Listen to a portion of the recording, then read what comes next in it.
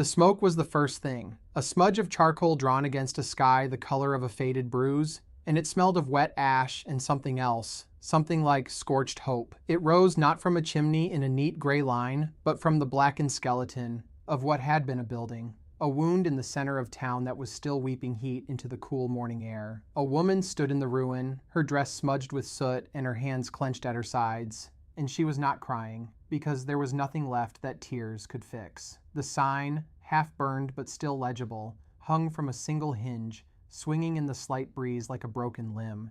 It read, VANCE, laundry, and mending, her name, her life. She looked at the piles of charred timber and the dark, wet stain where her wash basins had been, and she felt a stillness settle over her that was heavier than grief. It was the quiet that comes after the final word has been spoken, after the last door has closed. The town was beginning to stir, its windows turning from black to gold with the rising sun, but no one came near. They watched from doorways and behind curtains, their silence a wall she could feel against her back. They saw the ruin, and they saw her, and they turned away to their own breakfasts and their own small lives, because her disaster was not theirs, and it was easier that way. She knew this. She had always known it. She was an outsider here, a woman alone who had built something with her own two hands. And that was a thing some people could not forgive. She bent down, her knees cracking in protest, and picked up a piece of scorched wood. It was light, almost hollow, and it crumbled into black dust in her fingers. She let the dust fall, watching it settle on her worn boots. The sun crested the rooftops then, and the light that fell on her was pale and thin, offering no warmth at all. She stood there for a long time, a solitary figure in a landscape of her own destruction, and she did not move. She just breathed in the smoke. Miles away, where the town was just a rumor on the horizon, Silas worked. He was mending a fence line that stretched for what seemed like forever, a thin scar drawn across the vast, empty face of the land. The sun was hot on his back, and the air was thick with the scent of dry grass and dust. His hands, calloused and mapped with old scars, moved with a deliberate, unhurried economy that spoke of a lifetime of labor. He pulled the wire taut, the muscles in his forearms cording, and wrapped it around the post with a practiced twist of his pliers. He did not think about the town. He did not think about people. He thought about the wire, the post, the strain of the fence against the endless push of the land and the cattle that grazed upon it. His world was made of simple physical truths, the weight of a hammer, the bite of an axe, the thirst that came with the afternoon heat. He had bought this ranch a year ago, a sprawling, neglected piece of earth that the locals had given up on, and they resented him for it. They resented the money that had allowed him to buy it, and they resented the silence he kept, a silence they mistook for arrogance. They did not know that his silence was a fortress, built brick by brick over years of loss, a place where he could be safe from the world. He finished the section of fence and stood up, wiping the sweat from his brow with the back of his wrist. He looked out over the rolling hills, the grass shimmering like a sea of pale gold under the relentless sun. It was his, all of it. The quiet, the emptiness, the brutal, beautiful indifference of the land. It was enough, or it had been. He packed his tools, his movements slow and methodical, and swung himself up onto his horse.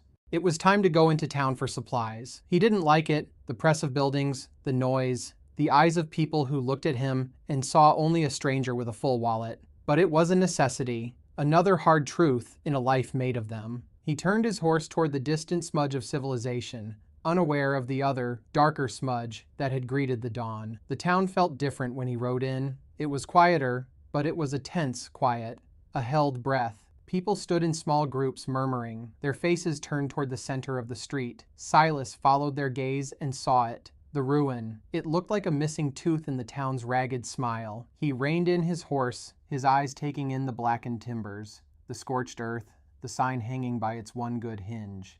VANCE. He knew the name, he knew the woman. He had taken his shirts there, and his heavy canvas jacket. She was quiet, like him. She worked with her hands, like him.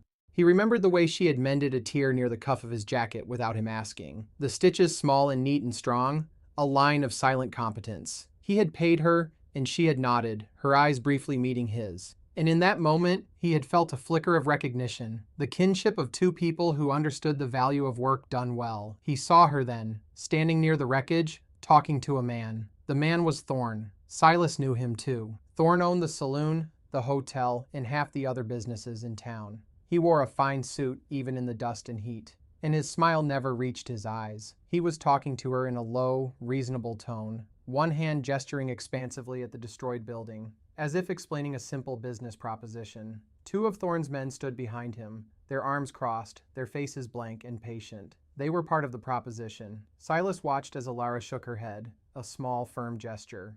Thorne's smile tightened for a fraction of a second before it returned, wider and emptier than before. He said something else, his voice too low for Silas to hear, and then he turned and walked away, his men falling into step behind him. He passed Silas without a glance, as if the man on the horse was nothing more than a piece of the scenery. Alara watched him go, her shoulders slumped, and then she turned back to the ruin. She looked smaller now, and infinitely more alone. Silas sat on his horse, the reins loose in his hands, and a feeling he hadn't had in a long time began to stir in his chest. It was a cold, slow anger, heavy as a stone. He had come to this place for peace, for the silence of the land. But the silence of the town was different. It was the silence of fear. It was the silence of complicity. He watched her bend down and begin, once again, to sort through the wreckage, her movements slow but determined, and he knew he could not just ride onto the general store, buy his supplies, and ride away. Not this time. Days later, the clearing had begun in earnest.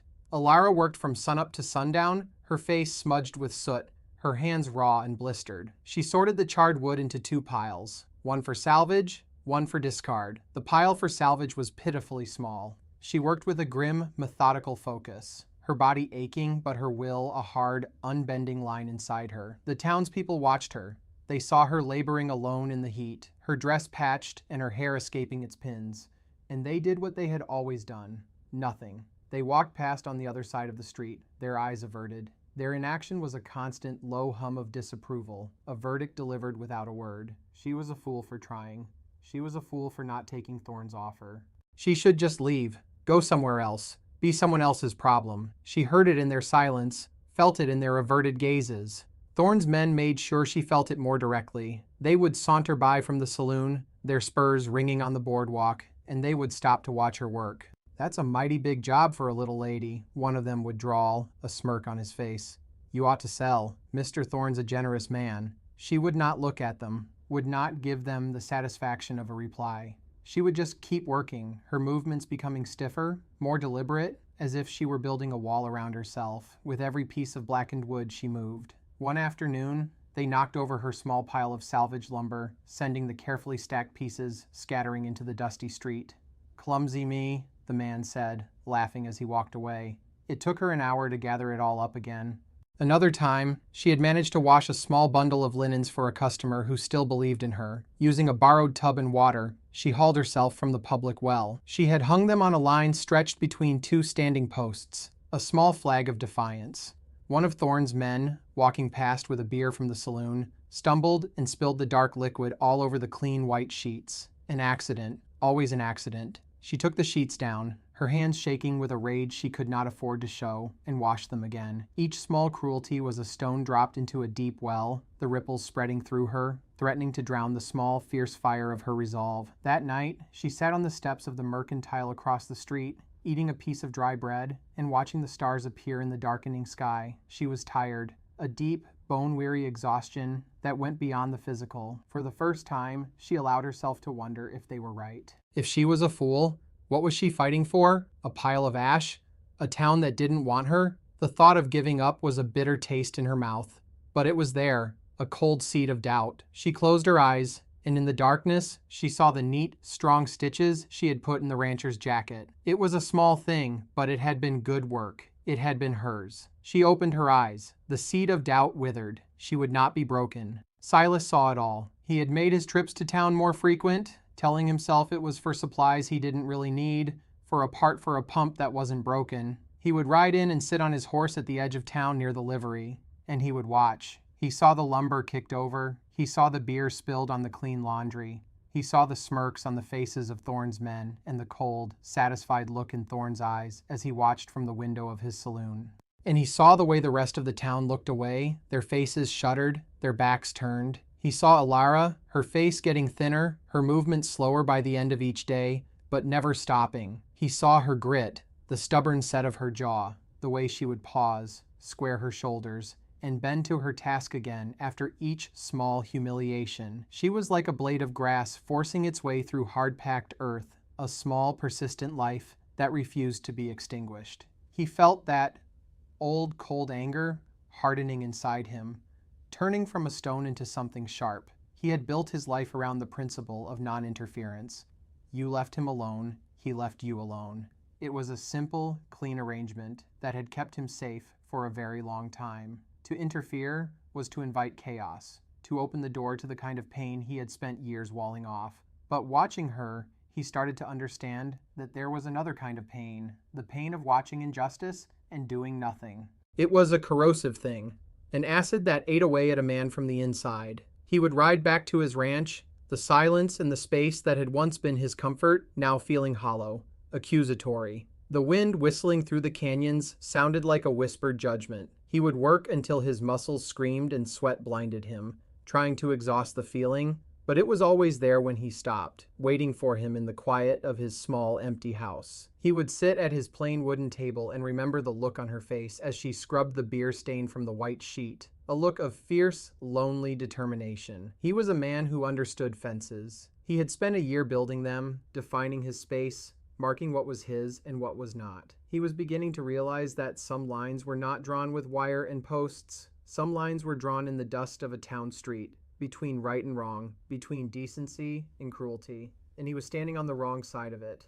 The afternoon it happened was hot and still, the air so thick with dust you could taste it on your tongue. Alara had finally cleared the last of the debris, her small patch of land now a flat, black square of earth. She had traded her last piece of jewelry, a silver locket from her mother, for a pile of fresh lumber, not enough to rebuild the whole shop, but enough to frame a single room. A start. It sat stacked neatly beside the lot, smelling of pine and possibility. She was measuring a piece of timber when they appeared, Thorn and his two men. They didn't saunter this time. They walked with a purpose that made the back of her neck prickle with cold dread. Thorn stopped in front of her, positioning himself between her and her pile of new wood. He was smiling that smile of his, all teeth and no warmth.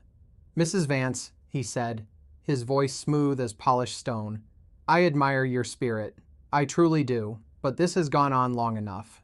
He gestured to the empty lot. "This spot is going to be a new wing for my hotel. It has a nice view. It's a matter of progress. You understand." "This is my land," she said, her voice quiet but steady. She held the measuring tape in her hand like a weapon. "It was," Thorn corrected gently, "but a fire changes things. Property values, town ordinances. It's all very complicated. My offer is still on the table. It's a generous offer. It would be unwise to refuse it again." He took a step closer. His shadow fell over her. "I have men ready to start clearing this for construction. Today." It wasn't a threat. It was a statement of fact, delivered with the casual cruelty of a man who had never been told no. His men moved to flank him, their presence a heavy, menacing weight. The street, which had been empty a moment before, suddenly had watchers. A face in the mercantile window. The blacksmith paused with his hammer in midair. The barber, standing in his doorway. They were all watching, silent, waiting to see what would happen. Alara looked from Thorn's cold eyes to the faces of the silent town, and she felt that cold seed of despair begin to sprout again, its tendrils wrapping around her heart. She had fought so hard, but it was not enough. She was one woman against a man who owned the town. She opened her mouth to speak, though she had no idea what words would come out. A surrender, a protest. It didn't matter. And then she heard it. The slow, steady sound of a horse walking down the center of the street. It was Silas. He rode not with haste, but with a powerful deliberation that drew every eye. He stopped his horse a few feet away, the animal shifting and blowing softly in the heat. He didn't dismount. He just sat there, his large frame filling the space, his weathered face unreadable under the brim of his hat. He looked at Thorn, then at his men, then at Alara. He said nothing. His silence was different from the town's. It wasn't empty. It was heavy. It was a presence.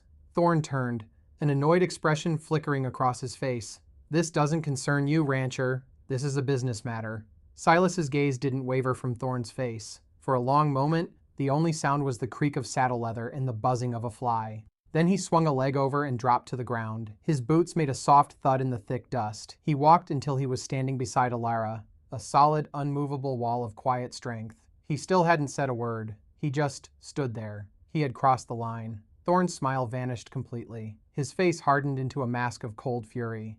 To be challenged was one thing.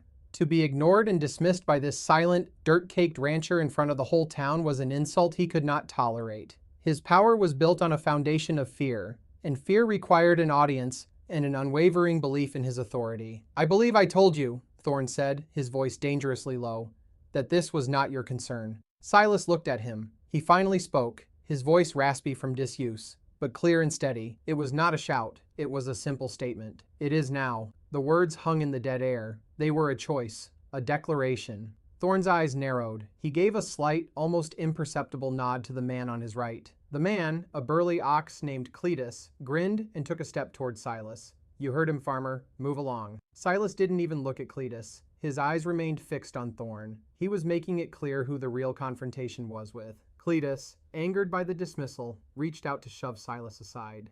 It was a mistake. Silas moved with a speed and efficiency that was shocking in a man his size. He didn't throw a punch. He simply shifted his weight, caught Cletus's outstretched arm at the wrist and elbow, and used the man's own momentum to spin him around and drop him face first into the dust. It was over in a second. It wasn't a barroom brawl. It was the precise, brutal economy of a man who understood leverage and balance from a lifetime of hard, physical work. The other man, younger and wirier, hesitated, his hand drifting toward the pistol on his hip. Silas turned his head slowly, his gaze falling on the man for the first time. The look in his eyes was not of anger, but of a deep, weary calm that was far more terrifying. It was the look of a man who had seen worse things than this and had survived. The look of a man who was long past being afraid. The young man's hand froze. He looked at Cletus, groaning in the dirt. He looked at Thorne, whose face was now a blotchy red.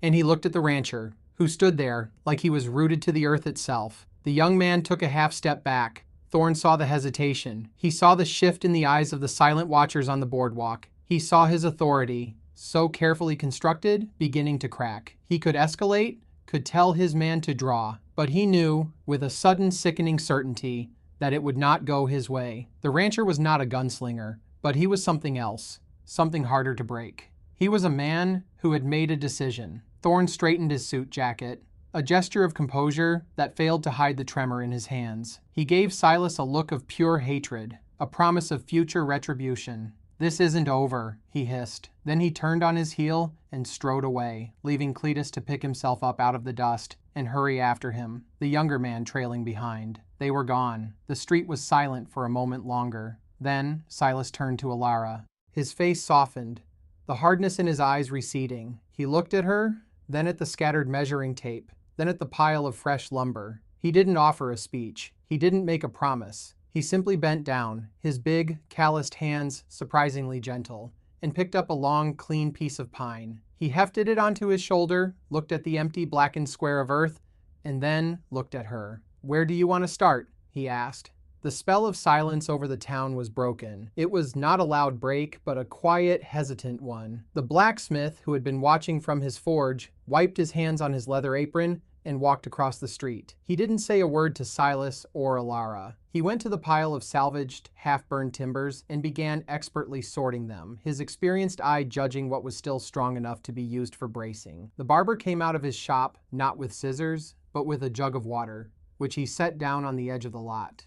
He nodded once at Alara, a gesture of respect he had never shown her before, and went back inside. A woman emerged from the mercantile, her face pinched with a mixture of fear and something new, something like shame. She carried a small basket with bread and a piece of cheese, which she placed next to the water jug. She scurried away without a word. It was not a flood of help, but a trickle, a beginning. They were still afraid of Thorne, but they had seen something else that day. A different kind of strength. Not the bullying, loud strength of a man with money and hired muscle, but the quiet, immovable strength of a man who simply stood for what was right. It was a strength they recognized, even if they had forgotten how to practice it themselves. Silas and Alara worked. He did the heavy lifting, his powerful frame making easy work of setting the corner posts into the ground. She worked beside him, her small, deft hands measuring, marking, and starting the nails for him to drive home. They did not talk much. They didn't need to. There was a rhythm to their work, a shared understanding that flowed between them in the quiet space of saws and hammers.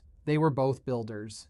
He had built a life out of the hard, unforgiving land. She had built a business out of soap and water and steam. They both knew what it was to create something from nothing, and they both knew what it felt like to have it threatened. As the afternoon wore on, the frame of a small room began to take shape. A clean, pale skeleton of wood against the black, scorched earth. It was a promise, a defiance, a testament. It declared to the whole town, and to Thorne, who was surely watching from his saloon window, that this piece of ground was not for sale. It was not a matter of progress or property values. It was a matter of a woman's life, her work, her place in the world, and it would not be erased. Late in the day, as the sun began to dip toward the horizon, casting long shadows across the street, Silas paused. He looked at the frame they had built, at the other small offerings of help, at the woman working tirelessly beside him. A feeling he had long buried, a feeling of connection to something other than his land, began to surface. He had come here to be alone,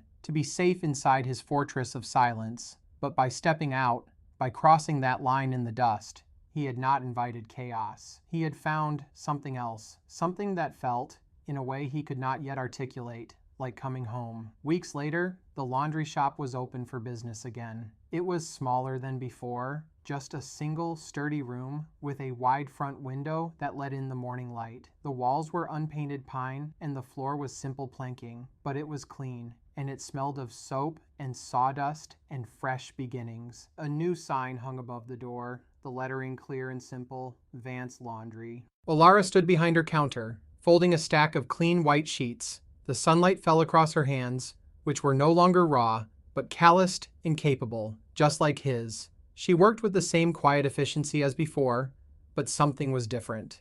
The slight defensive stoop in her shoulders was gone. She stood taller. When customers came in, she met their eyes directly, and they met hers. They were not just customers, and she was not just the laundress anymore. They were neighbors. They had seen her fight, and they had seen her win, and it had changed how they saw her. It had changed how they saw themselves. Thorne was still in town. He still owned the saloon and the hotel, but his power was diminished. The fear he had wielded like a club had been shown for what it was. A fragile thing, easily broken by a single act of courage. He no longer walked the streets with the same swagger. He kept to his saloon, and when he looked out at the new laundry shop, his eyes were cold and bitter, the look of a man who had been defeated not by force, but by simple, unshakable decency. He had not understood that you could burn a building, but you could not burn a person's will to exist. Silas came to town every week now. He would bring his laundry, and sometimes he would bring a piece of game for her, or some vegetables from the small garden he had started behind his house. He would sit on the bench outside her shop while she worked, and sometimes they would talk, their conversation spare and unadorned, about the weather, the price of cattle, the way the light changed over the hills at dusk. More often, they would just sit in a comfortable silence, two solitary people who had found in each other a quiet harbor. One afternoon, he brought her a small potted cactus, a tough, resilient plant that bloomed with a surprisingly beautiful, delicate flower. He set it on her counter. She touched one of the waxy petals. "Thank you," she said, her voice soft. He just nodded, a small smile touching the corners of his mouth. He looked around the small, clean room that they had built together. He looked at her, at the quiet strength in her eyes. He had ridden into town that day a stranger, a man walled off from the world. He was still a quiet man. He would always be a quiet man. But his fortress of silence now had a gate, one he could open whenever he chose. The fence line he had spent a year mending no longer felt like a boundary to keep the world out. It felt like the edge of a place he could now call home, a place worth defending. He had not been looking for a fight, or for a cause, or for a connection, but he had found all three. And in doing so, he had found a part of himself he thought he had lost forever. He had remembered that the truest measure of a person is not the walls they build to protect themselves, but the bridges they build to reach another. There is a quiet strength in the world, a resilience that often goes unseen, living in the people who do the work, who mend the fences, who wash the clothes, who simply refuse to be broken. We often look for heroes in the loud and the powerful, the ones who make grand speeches and command attention. But sometimes, the most profound changes are brought about by a single, quiet act of courage, by one person deciding to stand up when everyone else is looking away, by choosing to say, "It is now," when it would be so much easier to say, "It's not my problem." We all have lines drawn in the dust of our own lives, moments of choice where we decide who we are, not just who we want to be. The world can be a hard place, full of casual cruelty and loud injustice. It's easy to feel small, to believe that your one voice, your one action, doesn't matter. But what if it does? What if your simple act of standing with someone who is alone is the one thing that changes everything? What if your quiet courage is the spark that lights a fire in others? Thank you so much for spending this time with us. The stories we tell are about the quiet moments that define us, and your support allows us to keep telling them. If this story resonated with you, please consider liking this video and subscribing to our channel, and we'd love to read your thoughts in the comments below. When was a time you saw someone stand up in a big way or a small one, and it made all the difference? Until next time, be well, and look for the quiet heroes. They are all around you.